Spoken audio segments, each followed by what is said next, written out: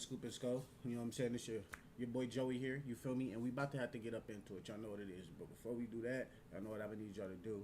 I need y'all to go ahead to the bottom of the page, hit that subscribe button for me so I can go ahead and help out the channel. I'm growing slowly, but I'm growing for surely. You understand what I'm saying? All right, y'all. Now, that's a couple things I want to talk about, man.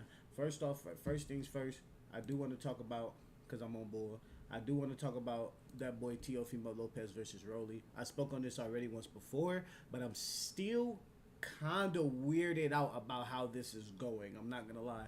Like, y'all know that I already spoke on friendship being a little bit too much in the fighting world because everybody wants to train with the best instead of beat the best. So we're gonna get into that. Speaking of that, I also want to talk about the Islam versus Ian Garry. Same type of controversy that I was talking about dealing with Teofimo Lopez and Rolly. The fact that they want to be more friends, it feels like, than enemies. Even the enemy of it feels fake. Sean Strickland, Cosmo. Same shit. So we're going to talk about that. We're going to touch up on that. Also, I want to touch up on the Clippers situation. I told y'all I was going to keep y'all updated on that. We got a little bit more information on that. Not too much. So that's probably going to be probably a quick one. And then, you know what I'm saying? I want to talk about Dean Thomas also. Also another MMA coach, if y'all don't know who that is. Very good MMA coach at that. He's the one that y'all probably see online if he's talking about anything with Dustin Poirier, Jorge Masvidal, because they have their own podcast together, of course. But also very accomplished coach. And also just so Keenan Allen, because I literally right before I just got live, Keenan Allen freaking got picked up by the Colts. No, that's crazy, chat. That's crazy, chat. And then I want to talk about Behan and Julian Newman. They're clowning, bro. They're clowning. Like, that's just so funny. I want to talk about. I seen that going, and I rock with Behan. Y'all know who Behan is. I'm talking about off the Club 520 podcast. He be with Jeff T. Cool dude. Funny than a muff. I rock with Behan. So we gonna have to go up in and get up into it. First things first, I want to touch on, before we go ahead and shake it up, is Teofimo Lopez and Rolly. The reason I want to touch on them is because it seems so weird. Like I said, the dynamic almost seems fake. It don't seem like a fighting like approach. Like, this fight does not seem like it has a fighter's approach at all. Like, it seems like we have a prove our point approach. And let me go ahead and pull this up for y'all so I can show y'all what I mean about that.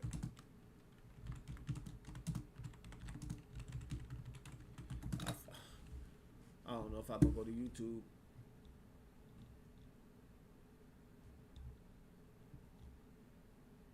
Yeah, okay. This is it. It was on Fight Hub, of course. We'll go ahead and get this up louder. But this is basically Teofimo Lopez, and he's basically talking about how him and Rolly now, have some type of beef due to Rolly being cocky. Now, what's weird about this is they literally just had an interview, I want to say maybe 2 weeks ago, where they was literally playing Connect 4, buddy, fucking, bro, oh man, says some very pause-made comments, you feel what I'm saying? Yeah, y'all know how Teofimo be, bro. It's just, he be a little bit all over the place, but boy can box, as we know. But yeah, let's peep again what he said about Rolly, though, because this is what I mean by it didn't seem real. Benavidez with Zurdo for, I think it was Unified, right? Yeah. Unification. Mm-hmm. And I saw him there, and I said like a joke to Rolly, I'm thinking, because after he came to my locker room, and I seen something in him I didn't like. I was like, oh, you cocky son of a gun, bro. I was like, so right away I called my legal team. I said, make the fight happen. I want to fight him. So at first you were kind of like trying to check out his energy and... Yeah, I was just joking. He knows I joke. All he did was just smile back and didn't really say anything back to me. Just ignored me. Now, what makes this weird is there was just, like I just told you, they just had an interview where they're basically friends. But if y'all heard what he said specifically, he said, right after I cracked the joke, because me and Rolly were friends. They have been friends. I think they trained together when they were younger. Situations like that. You know what I'm saying? Which brings me back to my point of people being too buddy with who they're fighting. Hold on, though. T.O. is so weird about the situation because he literally is speaking about before they scheduled this fight, right? So he's basically saying a look that he had in his eye, he didn't like. Making him feel like Rolly was being cocky. Rolly forever walking around with one eye closed like this anyway, bro. Rolly forever looking at everybody crazy. His eye be rolling. What we talking about? But let's get to the point. My bad, y'all. Let's get to the point. Teofimo, right? He said, I called my legal team to make this fight happen because he didn't like the way Rolly looked at him. So my question is, what the hell happened after the fact that made y'all friends now when y'all in this interview playing Connect 4? What happened? Y'all are used to fighting together. So what happened to, yeah, man, me and Tebow been friends. Yeah, I've seen Rolly grow. I've seen T.O. grow. Rolly sent me videos with girls. Like, it's just, like, this is what I'm saying, bro. This friend dynamic is so weird to me, bro. And like I said, I really hope that they come out this fight swinging. Because if we talking about the sport, I don't think Broly could stick with Teofimo in the boxing world at all, to be honest. When it comes to actually boxing, I don't think that Rolly can stick with Teofimo. I talked to a couple people about it. I talked to my brother, big time boxing advocate, about it, you know what I'm saying? Bro, they just, I don't know, bro. Rolly, I wouldn't even say I don't even know what you would call, bro. Like, I don't even know if you would call bro a boxer, but I mean, he got some wins against people we would consider boxers, I guess, like Ryan Garcia. So we can't take too much away from him. But Teofimo, bro, if he go up in there trying to be Teofimo, he gonna piece bro up. He gonna piece bro up. But like I said, it's too much friendship going on with just fighting, period. And another thing I want to touch on is Teofimo said that him and Rolly are doing this fight. And this is, again, after what y'all just heard him say. I'll run it back for y'all because I'm speaking a lot for the people that just, you know what I'm saying, if y'all clicked in. I'll run it back. He said he wants people like Keyshawn and Shakur to fight because they're friends, but so what? It's fighting. You're not supposed to be friends. Yet he's being somebody's best friend. That's what's confusing me. But I'm gonna run this back one more time so y'all see what I'm talking about. Because he says basically he didn't like his cockiness before the fight. But like I'm telling y'all, the interview was after the fight. Them joking around is after the fight. So I'm confused. I seen Rolly at the fights in Benavides with Zurdo for, I think it was Unified, right? Yeah. Unification. And I saw him there. And I said like a joke to Rolly, I'm thinking, because after he came to my locker room, and I seen something in him I didn't like. I was like, oh, you cocky son of a gun, bro. I was like, so right away I called my legal team. I said, make the fight happen. I want to fight him. So at first you were kind of like trying to check out his energy and. Yeah, like I was just joking. Like he knows I joke. All he did was just smile back and didn't really say anything back to me. Just ignored me. Raleigh Romero. So I also want to speak about how, because that just made me think of another portion of Teofimo talking, and basically Teofimo said that he initially, like that, the interviewer basically tells him that he had Ryan, like Teofimo Lopez made some past comments basically saying he had Ryan over Conor Ben. A lot of people think Ryan is a better boxer than Conor Ben. Ryan Garcia, and what I mean by Ryan Garcia should really beat Conor Ben. A lot of people are thinking Ryan Garcia should beat him. However, Conor Ben is no pushover. They know that. They know he will come to fight. Now, he may not be the best boxer. He may not be the most skilled, but he will come to fight. Now, this is what makes that crazy because those two are fighting, right? Conor Ben and Ryan Garcia. They asked Teofimo, like, who do you picked Ryan to win at first. And I think ultimately Teofimo kind of comes back to picking Ryan in a way. Like, he words is so weird, bro. Y'all know how Teofimo be talking. However, he goes, I did? Like, he's surprised. Then he basically speaks, blah, blah, blah, blah, blah. He goes, and Teo's now saying that he believes that Conor Ben can beat Ryan. At first, basically saying that Ryan was going to basically beat up Conor Ben because Conor Ben's not as skilled as him. Now he's kind of giving Conor Ben props, which, hence, people do change their mind. You know what I'm saying? Especially, now, in sports, I'm not going to lie. It don't happen too often. You know what I'm saying? Normally, people go stick with who they stick with off the first pick. But some people do change their mind. That don't mean we give them a pass. Y'all thought they was off the hook? No, we still get on them. I got a friend that liked the Lions and the Vikings. Think about that. Sidebar. But no, like I said though, he basically and I wonder if Teofimo switched his answer kinda because Rolly just beat Ryan Garcia. That's really what I think. I think he kind of says that he'll go with Conor Ben because like he thinks he probably respects Ryan, right? But it's probably just a shot. It's a mind game that he's playing with Rolly. And I don't know, bro. Like I said, their friendship is very weird. And then he even spoke on like starting a podcast with bro. Like I said, bro. When it comes to fighting, you think of gladiators. Like not everybody gonna get punched in the face or gonna go walk in the ring, go want to walk in a cage and get punched in the face. A lot of people will even go and do classes for like to learn how to protect themselves. Yet when that time comes, they still just can't handle it. You understand what I'm saying? So this just makes it weird, bro. Like you're not supposed to be friends with nobody in fighting in a way. Like you supposed to respect people, yes. But respect and friendship now, like I feel like they didn't put together, and that's not necessarily how it should go. However, we speaking about people being too friendly. Him talking about he want to start a podcast with his own damn opponent that he's supposed to fight. I don't care if it's his friend or not. A lot of people had like comments and things for Ian Garry versus Islam Makhachev. A lot of people was on them bad too. Like they did not like the fact.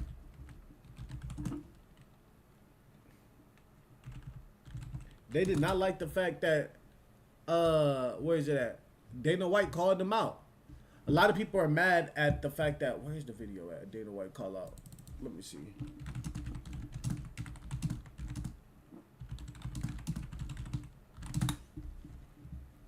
He calls out being too friendly. Yeah. Hey, I'm telling y'all right now. Y'all know Dana White be mad as fuck already. Bro is going off. You know what I'm saying? Dana White is going off. Like, stop playing. Like, he the type of nigga to slap his wife, look at her, point, slap her again.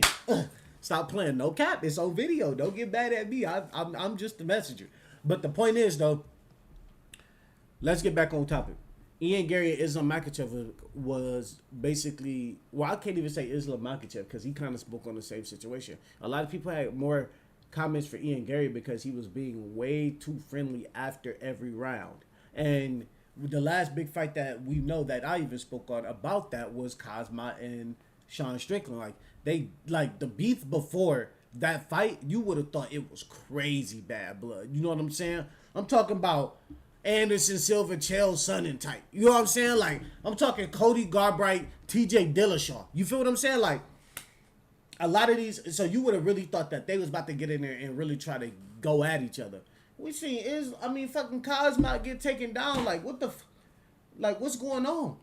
And the thing is, though, that was a close fight, and they were friends after the fight. When we talk about this Islam Makhachev and Ian Garry fight, they basically was friends throughout the whole fight. Like, Ian Garry is dapping up Islam Makhachev literally after every round. Damn near headbutts him and like talks to him in round 4. And the damn fight allegedly they said was scored 2-2.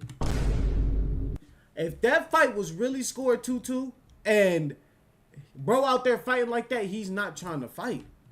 It's either he's not trying to fight or he's scared of something. Because there's no way. Like I said, bro, a lot of people don't have it. A lot of people like will get way too angry to be fighting, fam. Way too angry to be fighting. Like, I know a couple, like, you accidentally hit them, they trying to swing on you. Like, they're not going for none of that. Like, so the fact that they be just in there fighting, boom, boom, boom, getting hit, and I'm talking about beat up gladiators. Like I told you, there's no other word to describe these people other than gladiators. How can you be friendly with somebody? And then look, where's your competitive nature when you've basically got to the point that you've worked so hard for? So I can see where they're getting pissed off at Ian Garry at. Like, damn, even Tom Brady's ass got a competitive shit talking spirit to him, but off the field he's such a nice guy you really wouldn't see it. And ain't nobody saying don't be nice, Ian Garry. You know what I'm saying? Like, or don't be respectful and nice outside the octagon. But when it comes to the opponent, there's no nice, I'm not nice to you at all. That whole, until we fight and it's over with, I'm not nice to you at all, bro. And I'm talking about, it may take me a week. You know what I'm saying? But, now, like I said, respect is different. Dapping them up after the fight, saying y'all little couple words, that's respect, bro. We just went in there, fought in front of a million people. Like, come on, bro. But like I said, a lot of people think even Dana White said it here. I think Ian is a talented guy. If he had come out with an ounce of killer instinct in that 5th round, you don't come out and hug and shake hands. That shit drives me crazy. And like he said, he's not lying, bro. Like, that's weird in a fight. It's just weird in a fight. It's weird. Let's hear Dana White though. You know he about to get extra mad and shit. You know Dana White be mad, cussing and shit. I felt like tonight was set up for the upset. I felt like the upset could happen tonight with so much on the line, all the records that Islam has, and he's going to break Anderson Silva's record. There's weight classes for a reason. Ian Garry is a big, rangy, strong guy who has great takedown defense. I mean, if you look at his takedown defense tonight against Islam, it was impressive. I felt like Ian did have very, very good takedown defense in that fight, and that was crazy because, like I said, I think Conor even had good takedown defense against Khabib. What, he stuffed like 20-something takedowns, I believe, if I'm stating this right. But let's finish this, and we're going to get back to that point. Because I do want to see if Conor had, how many takedown defenses Conor had against Khabib.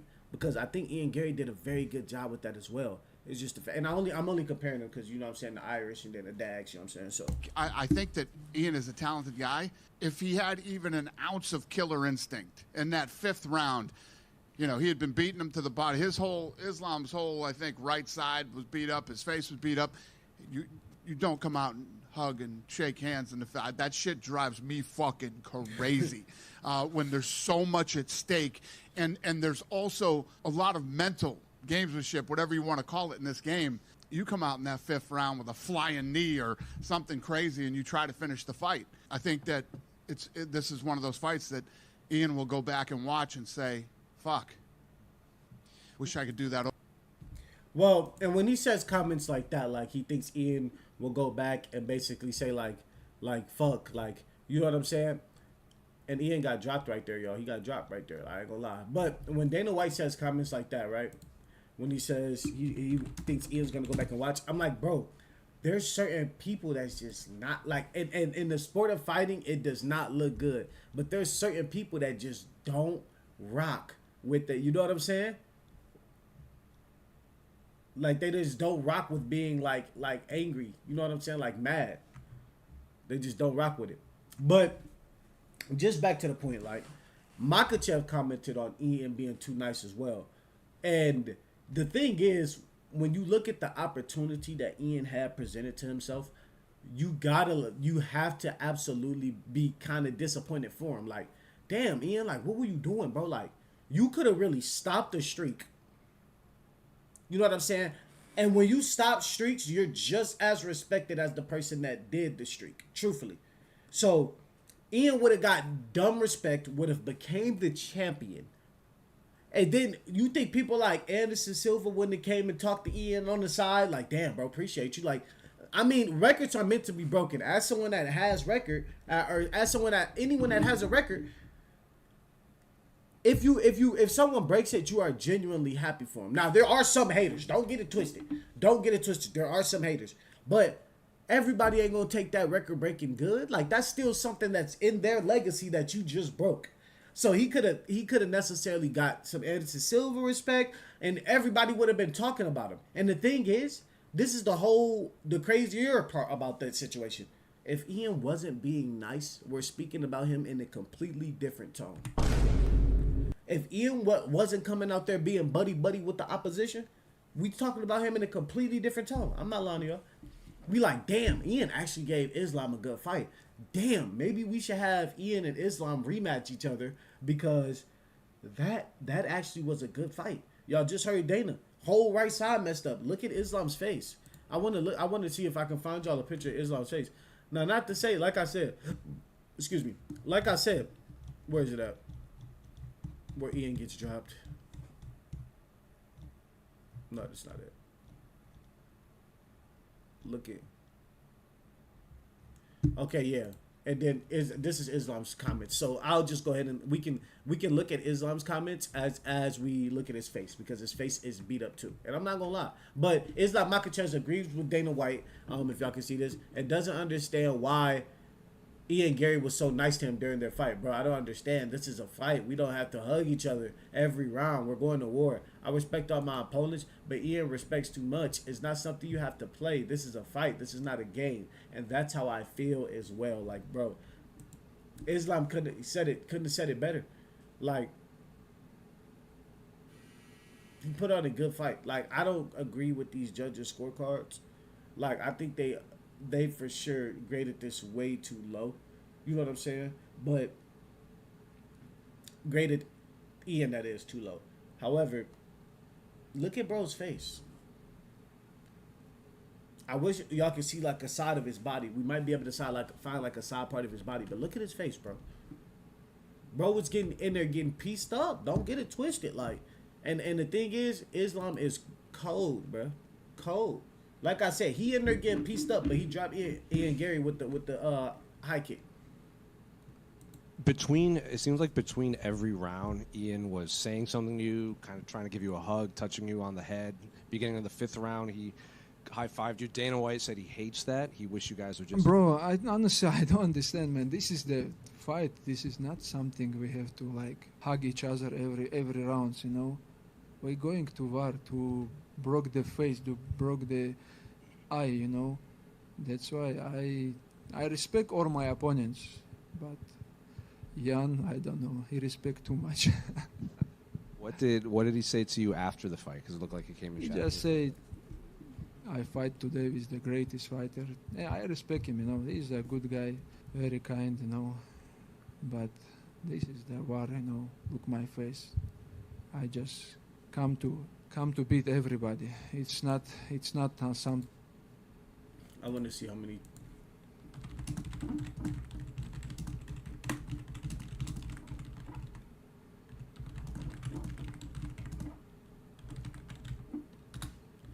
I'm fat fingering the fuck out my keyboard right now, chat. Don't be mad at me. He successfully defended 4. He had 7 attempts. I landed 3.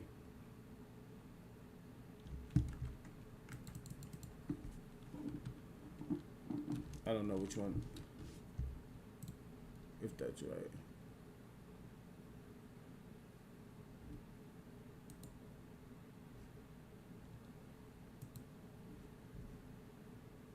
It was some. Maybe it was the highest takedown defense against Khabib. It was something McGregor did in that fight, but I can't recall it. I really can't recall it, y'all. I'm not gonna lie. But as of now, I stand incorrected. Goddamn. But yeah, I Islam's face was beat up. So yeah, I really don't understand how they would have scored that lopsided. But like you said, bro, that's a fight. Y'all, they do know anybody can die in there too. Like, yes, people can die on the football field. Yes, people can die on the basketball field. But that's not technically, but they're beating each other's ass in there to where that can be murder. Those are like, if you weren't in the octagon under certain contract rules and you died in there, that is murder, fam. You know what I'm saying? Like, these fools can get hit one way and it be completely over with. You dig what I'm saying? So you can't go in there playing like that, bro. And like we said, bro, that's where that friendship stuff gets you. And I wonder what changed in the UFC, because I swear I feel like when I used to watch it, like when I was younger, like as a kid, they really hated each other, bro. They used to be trying to really get on each other's ass whenever they could. Every press conference is going up. You know what I'm saying? Every single one is going up. Not one press conference was somebody not getting pushed, was Dana White not splitting people up. And the craziest thing is, they weren't getting paid as much as they getting paid now. Imagine not getting paid as much as you getting paid now back then and they doing that. Just imagine, bro. I'm trying to tell you, this shit get crazy, bro. But what I will say is, shout out to Islam Makhachev, bro, for breaking Anderson Silva record. And to be honest, bro, that low key kind of hurt. Like, for real Anderson Silva fans, because like Anderson Silva went through some people, bro. You understand what I'm saying? Like Islam, I guess went through. I can't say he went through as many people as Anderson Silva. You know what I'm saying? But what I will say I do like about Islam, because I'm not about to sit here and just be a complete hater on it, the story that goes behind it. Now look at this. Imagine, right? Your homie coach is his dad. right? They basically giving you the sauce. Your homie a little bit older. They giving you the sauce while still giving his son the sauce. But that's when you come in as a real one, right? Stick with me. And like, no, I'm not going to fight to become champion until he's done. Khabib retired because his dad passes, a.k.a. also his trainer. I'm talking about Islam's trainer. Islam becomes double champion, 2 divisions, breaks the record on title defenses. Now, I'm going to keep it a whole buck. If you really want to be serious, how can we not add Islam to Khabib's resume? If y'all think about what I'm saying, when we think about basketball players and coaches, we be like, how many rings they got? A lot of times people be like, oh, he got this many as a player and this many as a coach. It normally happens in basketball, I feel like, a little bit more often than football. So if you go to the UFC, it's like, okay, Khabib got this many title defenses, fought this many people, beat the biggest, most marketable UFC fighter ever, which is Conor McGregor. And then he's actively training Islam. And Islam has 17 title defenses. I'm telling you, bro, you got to give it up for them, bro. Although the way that they fight, a lot of people would consider it boring because it's wrestling. I don't give a damn. If it's winning, if it ain't broke, don't fix it. Straight up. If it ain't broke, don't fix it. Most definitely if I'm winning, see, that be the issue. A lot of people want to go and they want to go and soon as they get to the big game, they want to switch up what the hell they got going. Switch up what the hell they got going. I'm telling you, bro, it don't gotta be like that. A lot of times it be nerves. But other than that, bro, like if you just do what you've been doing, if the mistakes gonna happen, it's gonna happen. But just do what you're supposed to do, and I guarantee that's gonna limit the mistakes from happening. Now, before I go ahead and switch up topics, because I've been on this for a minute, I do want to speak on how I promise y'all, Ian Garry used to talk a lot of shit and used to be like damn near as rowdy as Conor McGregor. Like, and he even would claim the Irish roots like Conor McGregor. Like, the way he was coming out, he was like loud and like he had like a lot of antics. If y'all go back and watch him, then I promise y'all people start dogging, bro, saying he wanted to be like Conor McGregor and will start basically preying on his downfall. Now, when you got that type of personality like McGregor, trust, there's a lot of people that's going to prey on your downfall. Why? Well, because 1, they can't beat you. 2, you touching money and they can't fight you. 3, you basically doing whatever you want. At that time, bro, McGregor could do no wrong. No wrong. So, and truthfully, in a lot of people's eyes, McGregor still can't do no wrong. That's all I'm saying. Like, and y'all know I was sick when McGregor messed up his knee because I really wanted to see what he was going to be talking about. Everybody, once he got hurt, talking about, yeah, I knew he was going to mess up his knee. Yeah, but we ain't, you feel me? Like, I ain't hearing that shit. But like I said, Ian Garry, bro, they, as they say, bro, just if he just get some dog in him, bro, might be too nice. Bro, 6'2". Like, who really stand game can really stick with somebody that's 6'2"? You damn near gotta grapple. So, that's what I'm, feel me? Feel me? But, let's go ahead and move on over, bro. Let's go ahead and move on over to this Clipper situation real quick, because I just wanted to touch on this. You feel what I'm saying? Let me get the 2 guys up. You feel me? Where's it at? The Clippers update.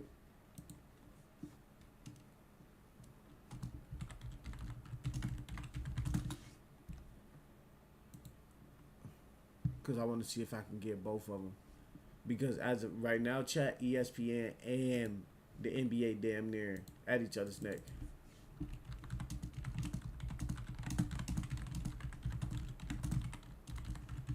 Y'all, it's weird. It's weird. One, like, ESPN is basically saying, like, nothing's been found, basically. And then the NBA, like, bro, y'all don't know what the fuck y'all talking about. Like, why are y'all saying stuff? And y'all, we ain't got the final verdict, basically. Where's that? Where's it at? Yep, here it is right here. But that's Sleeper Hoops. Okay, yep. So this is the one. This NBA spokesperson, Mike Bass. All right. I want to make sure we're able to read this. I want to show y'all ESPN comments.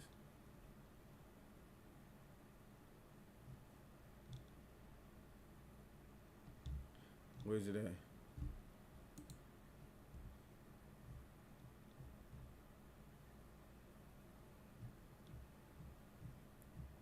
I think they may have got rid of it. I think they may have got rid of it. Okay, so what were they talking about? Basically, ESPN was basically trying to report on the Clippers and the investigation that they have going on due to fraud because they believe that Kawhi Leonard was getting paid basically through another contract to help fund his contract with the Clippers. So basically, the Clippers are funded Kawhi Leonard with a third party source, and that's basically against the league's rules. It's what the CBA rules. So basically, this investigation has been ongoing. You know what I'm saying? Kawhi hasn't said anything really too much about it because he's trying to get to the Toronto Raptors where he won his first ring. And that city loves Kawhi Leonard. Like, Kawhi Leonard's a GOAT in that city. Like I said, not their first ring, I should say, but a ring that they haven't had a ring in a long time, and Kawhi Leonard bought them one. Then, that got put on hold due to this, but he ain't said nothing. And Steve Ballmer, who is the Clippers co-owner, I believe, or CEO, whatever the hell he is, GM. He's their GM. He basically saying like he was scammed. But like we talked about in the past, the kid ended up passing away. The 24-year-old kid, what is the name? Malachi Coulibaly or something like that. So they reported on that. It said nothing's been found, no evidence. The NBA pushes back on ESPN like, nah. ESPN article regarding the LA Clippers investigation. Stop lying, cuz. We did not say this. Y'all trying to get to the reports before we tell y'all the reports. Y'all can't do that. So whoever was y'all source, y'all might as well let us know right now and fire him because they gave y'all the wrong information. Matter of fact, y'all stupid. Y'all didn't even know we had a double agent. They had a double agent. I'm telling y'all right now. Because who the hell ESPN get that from? Let's be honest. Talk about there's no final conclusion. That it's inaccuracy. Bro, they said that there's inaccuracies. ESPN said that there's inaccuracies within the investigation. Significant inaccuracies. My nigga Kawhi Leonard probably sitting back like he was in the back of that car talking about, what it do, baby? Rolling that mug up like we know he was. We know Kawhi was rolling up in that car, bro. Stop playing. Right? And then the NBA pushing on him, basically saying, wait for the official investigation analyst. Like, stop trying to report shit early when you don't know what's going on. Because that's everything that y'all, even if y'all are reporting something correct, we don't want to report something wrong and then have to go back and fix that. Because why would we do that when we can just be patient and wait on the final conclusion?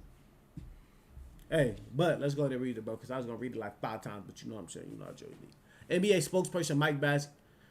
ESPN articles regarding the LA Clippers investigation, for which the NBA declined to cooperate, contains numerous and significant inaccuracies. The result in this matter will be made clear once investigations is concluded. And he ain't even get into the nitty gritty.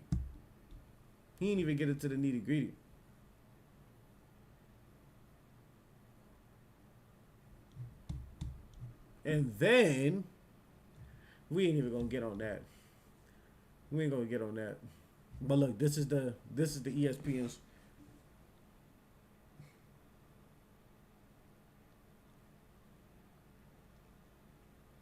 I'm telling y'all, they cleaning up they tracks something crazy. I'm telling y'all. Kawhi driving that 97 whip, whatever he said that he drove since high school. I'm telling y'all, it's an image. He got 15 Maybachs. He pushing Floyd numbers with the Maybachs. Y'all just don't know. I'm trying to tell y'all, bro. Y'all think it's a game. I'm trying to tell y'all, Kawhi 15 Maybachs. He crashed one last week, didn't care. Who you know crashing a Maybach don't care? Shit, you know Kawhi Leonard? Stupid ass. Hey, but no, let's go ahead and keep it moving though. Keenan Allen, our big homie, one of my receiver greats. You know what I'm saying? Truthfully, Keenan Allen signs with the Colts, y'all. This is stupid huge for the Colts, bro. Let's be honest. You're getting Danny Dimes back. Played very well. You have Alex Pierce. You know what I'm saying? You have JT. You know what I'm saying? Offensive line, great. I don't even... Bro, when has the Colts offensive line ever really been bad? When has the Colts defense been bad? It's always been really their skill positions. They've been looking for a quarterback for some years. And it's crazy that Daniel Jones is the one that they found that's really him. And for y'all that don't remember, Daniel Jones was going stupid last year, y'all. He was going bananas until he got hurt. Hold on. He had 2 crazy-ass injuries. What is the 2 injuries Daniel Jones had last year? One like his knee. One was his knee, and what was the other one? His Achilles? Left fibula. Yup, right Achilles tear. Stop playing. He was playing on the not the Achilles tear, the right fibula torn, bro. This nigga, bro, you don't want it that bad, bro. Look, hence he's a quarterback, but Daniel Jones is a scrambling quarterback, chat. He said, y'all know what? Fuck it. I'm having the best year of my career. I'm about to really do this. Hold on. Let me get back out there. Another 200 button piece on your head top for the passing. 250 to be exact. 2 tugs. Then my running back here just gave me 3 of them. I got the best one of the best running backs in the league. Y'all know Jahmyr Gibbs play on the line. Stop playing with me. Let me watch my mouth. Sorry, Jahmyr. Sorry for the disrespect, brother. I won't disrespect you like that again, bro. My bad, bro. I'm man enough to admit it. Now look. You got like I said, Daniel Jones, who was on a tear last year, and it's crazy because the Colts don't ever really get talked about in a great light. You know what I'm saying? Maybe because they're in Indianapolis, they don't really get talked about in a great light. But like I said, you add a target, a good target, a vet target, make it slightly easier for Daniel Jones on plays where he getting outside the pocket. The vet's Keenan Allen, 1,000-yard Allen, go know how to get, you know what I'm saying, get open to help that quarterback get the ball to where he don't got to scramble. It's huge. Jonathan Taylor, great dump off running back. Has hands just as good as his legs. No diddy. Bro can run that peel, and bro can catch that peel. Jonathan Taylor's a great running back. He can even block. I've seen Jonathan Taylor put some people on their ass blocking. That's a very slept on trait for running backs now. A lot of people only look at the running and the catching. So we can talk about that, but no, I think this helps the Colts a lot. I'm not gonna lie. The Colts, I'm not, like I said, a lot of people not talking about them, but I think they're gonna be another scary team this year, bro. Because people already had film on Daniel Jones, so he's just going to get better. I think he likes the system he's in as well. He looks like he's flourishing in that system. Yeah, bro, I'm excited. I think that the Colts gonna be one of those teams that people sleep on if they don't get injured. That's the main thing. The injury bug catch up with those teams, bro. The Colts injury bug. The Niners medical facility is just bad. We know that. So I don't even know if the injury bug is what catches up with them. Their medical facility is trash. Get another one. Throw them out the window. Recycle that shit. Because they need to get going. And like I said, I was talking a lot of shit about Brandon Ayuk, which I still gonna talk shit about Brandon Ayuk because you touching millions of dollars and you acting like a child. I ain't touching millions of dollars. And if I was, I wouldn't even want to act like a child. You get what I'm saying? Most definitely because you cold enough to go touch more. But 49, I ain't even gonna get on that. 49ers medical facility trash. Detroit, oh my gosh, bro. They be stressing me out, bro. They be stressing me out, bro. Because we so good talents-wise, bro, from top to bottom. But we got to find a way to stay healthy. Bro, this shit remind me of my college team, bro. I promise y'all, bro, some of the best years on my college team. We were so cold talent-wise. I'm talking about, bro, All-Americans over here. Goddamn first team over here. Goddamn second team over here. all across the board, though. Damn near every position. I'm not lying.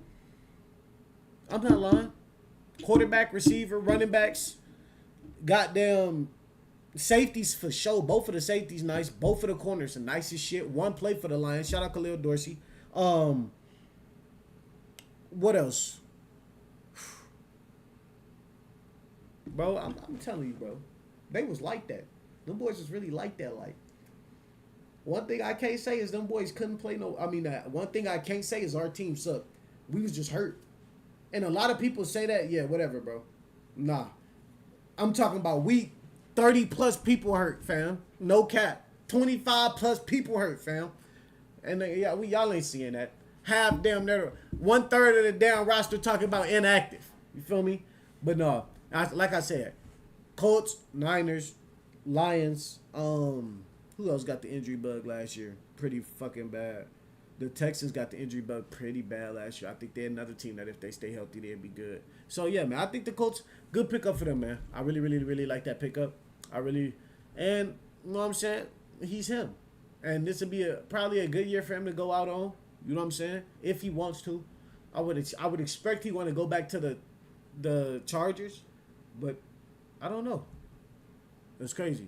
They for sure gonna throw him that video though. If they don't, that'd be disrespect to Keenan Allen. And I'm gonna just leave it at that. But let's go ahead and get to the to what I really am excited to talk about, which is Dean Thomas and goddamn talking on his fighter Gillian Robertson. Cause that's that weird shit I be telling y'all about, bro. And y'all really think I'm always taking the coach's side when I'm not. I'm telling y'all, I am so against. Bro, go ask people about me. Y'all better go ask people about me. When it comes to taking the coach's side, I'm trying to tell y'all there's no chance of that happening with me. But what I will say is this. Dean Thomas is a weirdo for that, bro. He's a weirdo. I'm not gonna lie. He's a loser. I ain't gonna lie. Look, so, for y'all that don't know, Gillian Robertson, the Canadian fighter that fought this past weekend on the same card as Islam Makhachev and Ian Garry, she has been training with Dean Thomas, this guy right here that you see on the screen, since she was about 16, I want to say 17 years old. Like, so this is not one of those fighters that switch camps, that got on their like streak, or like that what?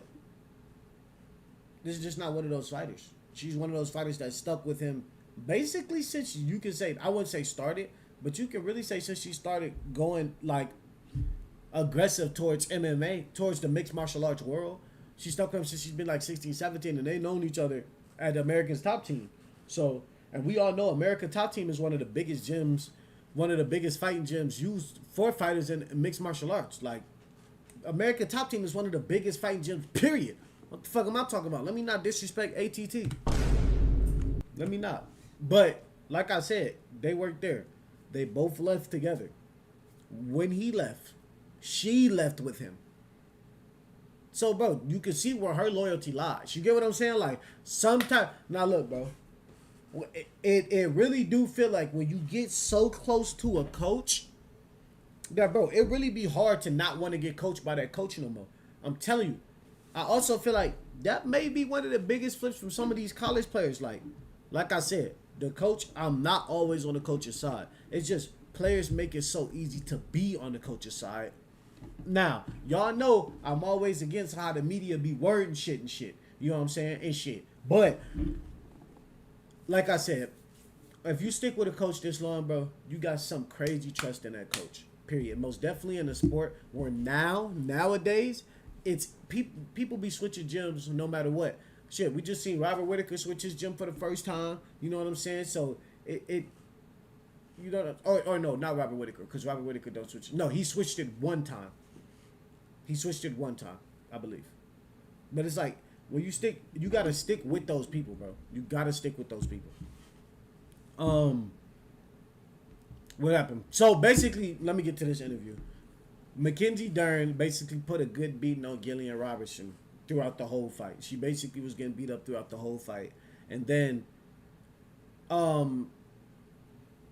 basically Dean Thomas went right after the fight, which is also her corner coach. I want to say he's her corner coach. Now, I don't know necessarily if he coached her in that fight. I would believe he did.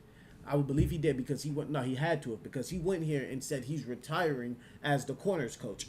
And truthfully, I want to talk about. I'm gonna kind of compare this to. I'm gonna touch back on that Rolly situation, that Rolly Romero situation, because his corner coach, his dad, kind of took Rolly out of the Shakur fight, though, and Rolly has spoken on that. So I want y'all. I'm gonna just compare basically how, like, important whoever is in that corner or whoever is coaching you, emotion is just as much as yours. But let's see how he calls her out right there. Again, fellas, ladies and gentlemen, I should say, in his bitty bit. This is right after she loses too. He's her corner coach. This is right after she loses. I think that might be as far as she can go, and I am officially retiring from cornering fighters tonight. Wow. Listen to the shots. I think that might be as far as she can go, and I am officially retiring from cornering fighters tonight. One more time. Wow. I think that might be as far as she can go. And what the? Retiring from cornering fighters tonight. Wow. Yes. You're doing the Matt Serra. I'm doing the Matt Serra. I am no longer cornering fighters. Can we not decide fighters this at all the night of? Maybe you need time to sit on this? No, I've been sitting on that, and I'm telling you now that that's what I'm doing. That's breaking news. Why? It's just, I told myself that I would do this with her. I would see her journey out and take her as far as I think she can go. And this might be as far as she can go. I think that might be as far as This some loser shit. This straight up some loser shit. I'm not gonna lie. Like, you're a loser for this, bro. Like, I don't... And, like, this is the type of shit where I say bullying should be brought back. Bullying should be brought back, because this is loser shit. Like, bro, sore loser shit at that. I think this is as far as she can go. Nigga, what? A fighter just lost the biggest fight of her life, and that's the first thing you gonna say on national TV? My nigga? Like, bro, this is what I mean by, like, he just so happened to show this shit outside of the locker room. But I tell people this all the time, like, bro, coaches are assholes. If you never had a one-on-one with a, oh, shit, my bad, chap. Oh, shit, my bad, chap. There we go. If you've never had a one-on-one with a coach that you didn't like, or that a coach that just rubbed you, fuck that. If you had a one-on-one with a coach, you've seen it. Because everybody's emotions ain't intact. So you're able to see the asshole coach, but you know them certain coaches, because them coaches are assholes. The ones that's assholes for real are that more often than not. Now, when you can't put business into this. This has nothing to do with business. This has nothing to do with business at all. No dollar signs is in front of this. No missed payments is in front of it. Nothing. This is just straight personality, bro. This is loser shit. Period. This is, I'm bigger. I think I'm bigger than the person that's working type shit. Straight up. This is loser shit, bro. And for her to stick with him for that long, that's loser shit. I don't care. And then, this is why I'm saying, like, when people say that Ryan Clark could have been acting with the crying shit, this is when I really start considering, like, maybe these motherfuckers just start crying when they do something wrong so they don't get canceled. Because they know if they get canceled, they're going to lose their money. So basically, they don't care to shed a few tears for their money. All right. That's cool. That's cool. You're not going to lose your... Nigga, you just bought these people way more views. Why do you think you're going to lose your job now? He don't. He know what he did was morally wrong. This is loser shit. And then, since like I said, let me show y'all, bro. This is why I'm saying this loser shit. Because now he goes on this show, which is his show called Deep Waters. This is what I'm talking about. These is all real people, bro. Like, I'm talking about, like, I fuck with all these fighters the long way. Jorge Masvidal, real muff. Dustin Poirier, IGGBN. What is it? IGBBBN, whatever it is. IGBBMN. You feel me? Dustin Poirier. We wasn't even mad at him for it. A lot of people gave him the pass, goddamn. So you see how real Dustin Poirier is, and Michael Bisping just a respectful dude, stand up dude, fought pure, stand up dude. It ain't nothing you got to hate Michael Bisping for. You understand what I'm saying? Not Michael Bisping, but why can't I think of his name right now? Chris Weidman. Oh my goodness.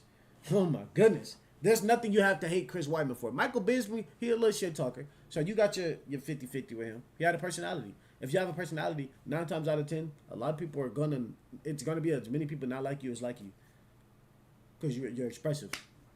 That's the better word to say, but you're expressive. A lot of people are gonna not like you than like you. Straight up. So, Chris Weidman, he don't really give people a reason not to like him. You know what I'm saying? So, but let's get back to Den Thomas. Because I'm just saying, y'all see how real his panel is. He goes on his show and he does this. With the same insecurities, the same highs and lows. But it's just not the corner, it's everything leading up. Everything leading up to it. Everything leading up to it. You have to deal with all that stuff. And it's an emotional roller coaster. And I've been very vocal about this, that it's not my favorite thing to do. I've tried to quit time and time before. I thought when Tyron Woodley got knocked out by Jake Paul, I was like, yo, it's my last time doing this. I remember you. Yeah, my last time doing this. I'm not doing this no more. But I took on Jillian. And I have to say, Saturday night was the most inappropriate time for me to bring up the fact that I did not want a corner again. It was completely irresponsible. It was despicable. I shouldn't have done it. I should have waited till maybe even today. I should have waited till a different time than take away her moment. Now, this is a young lady that I've worked with for her entire career. The last 7 years, it's just been me and her working endlessly, just together, traveling, That's what working everybody together. back home doesn't see. Right. They know. Yeah. They don't understand it. We've been working endlessly, time and time again together. And I remember her coming to me crying, I just would like to win 2 in a row, 3 in a row. And she went on this amazing run. She's broken records. And I selfishly stole her moment that night. And instead of congratulating her on her run, I stole her moment. And I want to apologize to her for that because I stole her moment. And I was completely wrong. I'm ashamed. I'm embarrassed. But I'm not too big to say I'm sorry. And for her, Jillian, I love you. I got your back. I've always had your back. No, you don't. No, you don't. See, this that loser shit. Like, fam, I understand an apology, fam. But like I said, if your intentions of it was true, motherfucker, this apology is trash. Like, your intentions of what you said was true. You basically just said that at the beginning of your apology. See, this is what I mean by motherfuckers don't know how to use the English language no more. I'm one of them sometimes though. But like, when I'm apologizing, bro, I try to be the most sincere as I can. Bro, you think he didn't rehearse this before he came on this damn show? Stop playing with me, bro. You think he really didn't rehearse this? You think that panel, I just told y'all, that panel is straight up real you feel real niggas. Feel me? Jorge, Dustin Poirier, Chris Weidman. Chris Weidman, hey, you feel me? You feel me? But still, they probably told him like, bro, you gotta do this. He's had your back. This is not the end. I've always had your back. And I want you to know that I'm always here for you. I'm always going to support you. And whatever you need, I'm always here for you the same way I've been for you for the last 7 years when it was just us. We know how to. Now, this is what I say to shit like that, y'all. This is exactly what I say. Bro. You damn. All right, let's break this shit down. First things first, y'all been fighting. You've been with her for a while. You left and you came back. We heard you say that. Let's break down what you said. Now, I'm not even going to break down what we know. We're going to break down what you said. Then you open up an apology. Not with I'm sorry. I was wrong. I should have done this. I've always had your back. My intentions were boom, boom, boom, boom, boom. But my intentions were wrong. Boom, boom, boom, boom, boom. It's all about how you tell the apology, fam. You don't go into the apology and you can't tell nobody how to apologize. But I'm just telling people, this is how people take it, fam. You said, I've always been vocal. You defended yourself before apologizing to her. I've always been vocal about that. I didn't like doing it. I said after Tyron Woodley, I wasn't going to do it. I said, woo, woo, woo, woo, woo, woo. All right.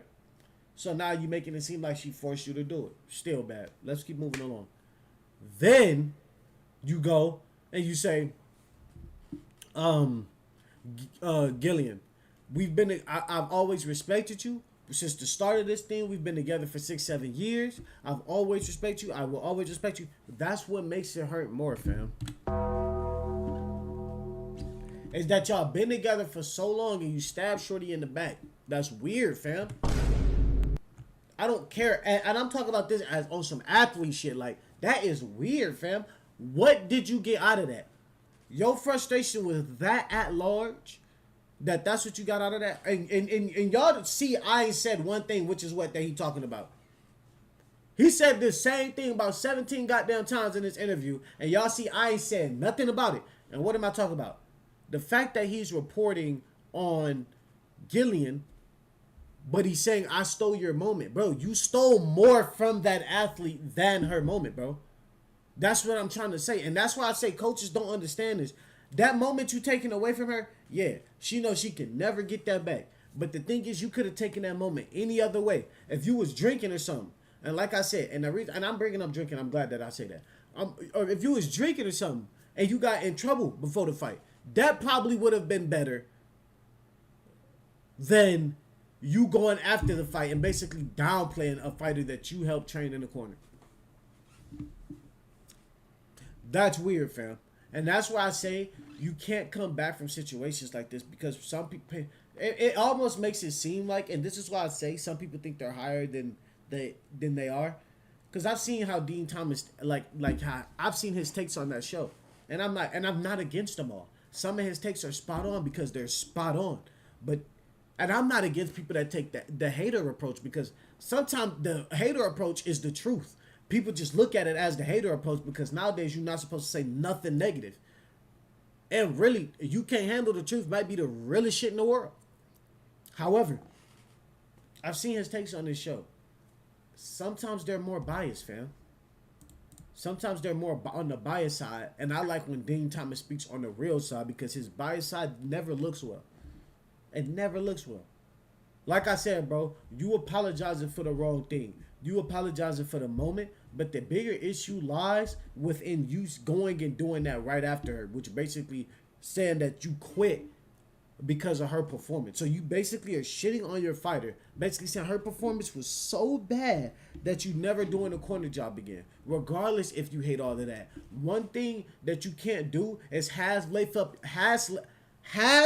lace up your shoe and then get mad that you tripped on your shoe. You lace that shoe up to wear it to go train and committed to something. Don't make no damn excuses because you messed up on how you handled the situation. Not to say we all don't mess up, bro. Like I said, bro, that's just simple shit. Like, I'm not about to sit here and act like, oh my God, like, oh no. I'm gonna let somebody else tell you that's supposed to coddle you.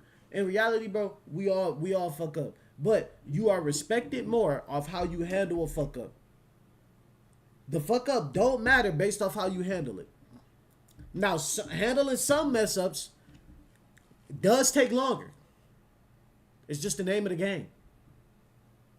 It just takes longer. But at least people know you're trying to get right. At least people know you're trying to fix that fuck up. But bro, this not the way to do it. What I do, the one thing I can respect that he did is if you gonna tarnish my name publicly, make sure that motherfucking apology is just as loud as you tarnishing my name. And that's how I feel. That's really how I feel. That's why a lot of people don't be trusting a whole bunch of people completely. Because you tried to make me look like an ass publicly, but you won't make yourself look like an ass publicly. When in reality, already what you're doing is making you look like an ass. So that to me was just loser situation. Like, just loser. Biggest, like, L coach, L Dean Thomas. And I actually like, bro, L Dean Thomas in this. Like I said, I'm a big supporter of this. I didn't even know he ran Deep Waters. So L to him on this. That's that weird coaching shit where people think they bigger than you and they think they're bigger than you in the moment. I ain't gonna lie. That shit makes me mad. And like I said, it's almost like they get too comfortable because you so nice. And you know he probably was, man, I ain't gonna lie. But like I said, for him to already be as successful as he is in mixed martial arts, he should know the main rules. And he's been in this game for a long time. He should know the main rules. And I'm on him. I'm on Dean Thomas like this because, bro, it's coaches like that fuck people up mentally, bro. I ain't gonna lie to y'all. It's really coaches that do shit like that. But like I said, the reason I'm not mad at him because he made this apology as loud as his statement. Now, my biggest issue is there's coaches that do this to people in the locker room, like I started this conversation off with, where you'll never ever see it, but you'll always see it through that player's performance. So who's still gonna get that shit? The player is. And that's what I mean by it's good that this was actually brought to the light by him, which I kind of respect. Now, would he have brought it to the light if he didn't say it in the light? No, because don't no coach do that. That's what I'm saying. And last thing I want to touch on, I want to get back on Rolly Romero real quick because I was talking about coaching. And this is nothing to really do with the Rolly Romero fight and the Teofimo Lopez fight. I keep fucking up the name. I want to get on Teofimo Lopez there, not Rolly Romero. Hey, but basically it was another interview that Teofimo had, and it was with his pops. And like I said, I'll be talking to a couple people. I talked to my cousin. I talked to who else I talked to? I'll be on that boxing shit. Just some of the homies that just really love this boxing shit. You know what I'm saying? Really be thinking they got that themselves. You know what I'm saying? I actually need to start hitting up my other dog, Barry, because he in the boxing now, so I know he be watching hella people, so he'll put me up on game. But anyway, Teofimo Lopez basically went through that same kind of situation. And I'm guessing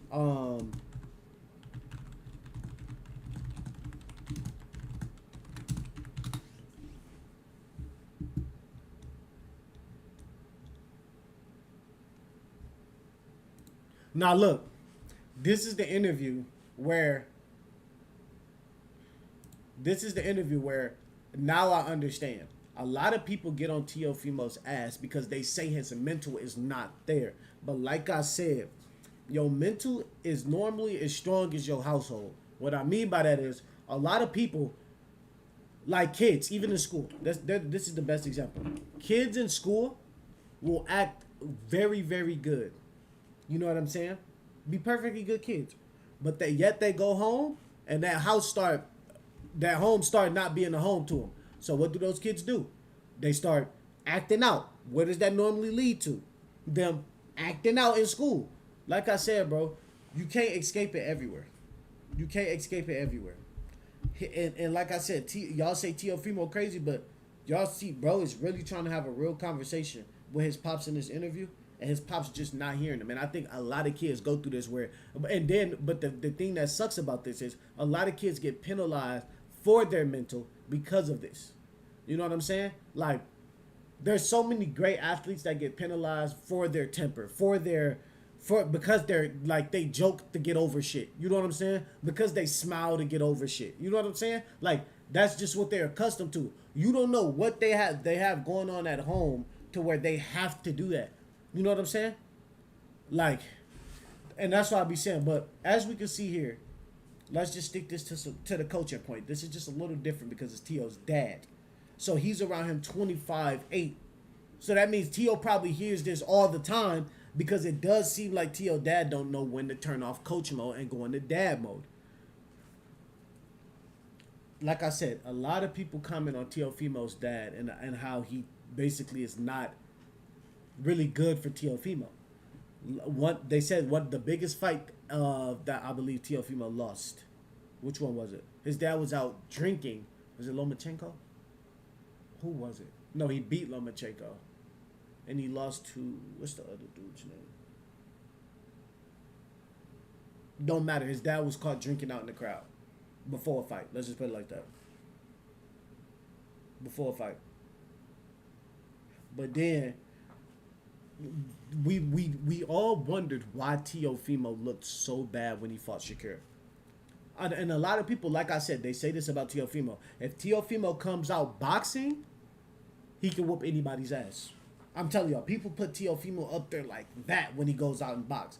And I haven't seen Teofimo when he's on that level of boxing because I got the Teofimo late. So that's what pisses me off because I want to see what they mean by seeing Teofimo box. Because I just see Teofimo be goofy. You know what I'm saying? Like, or beat people he's supposed to beat. Put it like that. So, but this is Teofimo Lopez basically telling his coach, we're going to get out the parent side of it, his coach, what he did that was making him have a hard time fighting Shakur Stevenson. And we gave Teofimo, so remember what I said, the player normally gets the double whammy because the coaches is basically mentally fucking him up, and then the social world, the media, the narratives get to him. So at that point, every time that moment comes, he's so pressed to impress, it never goes right. And that's what I'm saying, bro. But like I said, this is the shit that a lot of people don't see. So it's good that it's going to the light. You know what I'm saying? But listen up. This time. No, it was you too. Not this time. No, you let it. And that's the part where Tell me that. It was you too. Every parent. Every parent. Everybody know, don't cap. Yeah. Not this time.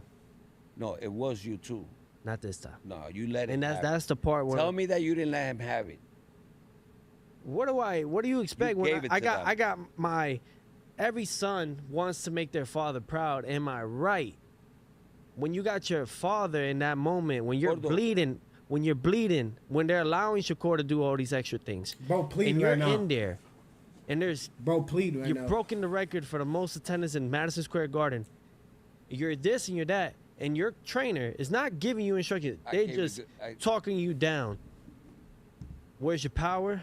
Bro, what happened to your fucking power, bro? Where's this? You gotta hit him, bro! You're gonna hate yourself? Bro, you're gonna hate yourself, bro. All roads You didn't lead. box in that all fight. roads, but Every do time. you not? Thing is, that's crazy, yo. And this is his pops, bro. You know what I'm saying? And we all know, like I said, some parents swear to God they all got it figured out too. You will go home and they swear to God that, and you lost the game, and they like, I told you, you should have just listened to me. You should have done this. You should have, nigga. No, I shouldn't. You don't know shit. Shut up. You played 20 years ago. So much shit has changed. You don't know. And not to say that Teofimo Lopez dad don't know, but he basically said we built this shit together. So it don't mean shit to me if it ain't me and you, fam. But his dad not hearing that. His dad not hearing that. The only words that his coach and slash dad. I gotta start saying both because this makes sense. Because coaches don't hear shit either. His coach and his dad not hearing that he's saying, bro, you was the reason that I lost. I'm looking for you for guidance, and you are just telling me where the lowest of the low is. So it's guiding me to the lowest of the low, motherfucker. Like, wake up. I'm not even going to argue with you because you're blaming me for it. What did you say after the fight? You didn't listen to your father. That's what you said, Because right? I'm an advocate for you. At the end of the day, I'm an advocate Who's Slick for you. Boxer Gordo? I know who that is. I know who that is. Didn't I tell you to Slick Boxer Gordo? But who got me there? Dad still didn't hear him. T.O. down there, he's sad as hell right now. You can hear it low key. He's sad as hell. But I'm like, a lot of people like, bro, you should have this in the back because you're trying to tell your dad something more than your coach, which is respectfully. But this is a great moment that you can tie to Dean Thomas and Teofimo's dad. The difference is it's probably hard to hear it from your actual son as to where Dean Thomas is hearing it from his friends, other people, outside sources. They ain't got nothing to do with his immediate family. So if your son is going on a show basically trying to tell you, bro, you were the reason I lost my mental, and you ain't hearing him, and he boxing, and he's saying y'all built this shit together because he's trying to impress you.